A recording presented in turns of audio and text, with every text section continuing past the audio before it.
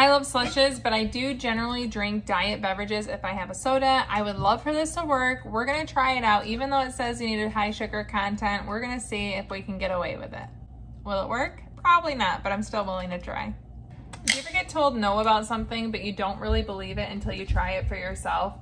Well, I'm kind of that way. And I'm a curious person that likes diet root beer, diet Dr. Pepper, diet Coke, Coke Zero vanilla is my true favorite. And you know what? Because of that, I'm gonna give this a whirl and we can see together. It failed, or maybe worked, probably failed though.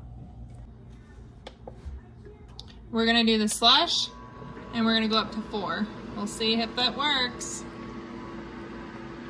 Okay, we are now 7 minutes in. You can see it's just getting more ice. There is literally no slush forming. It hasn't given me an error. I'm very tempted to stop, but I want to see the error to show it to you guys.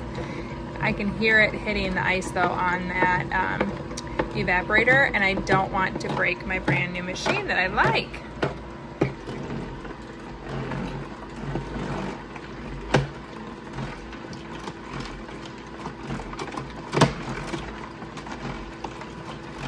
Did I break it? Did I break my machine? Is this not gonna error on me?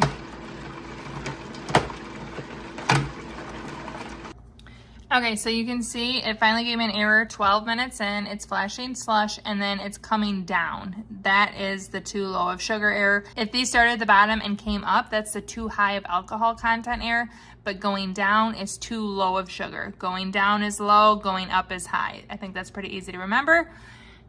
Diet beverage doesn't work.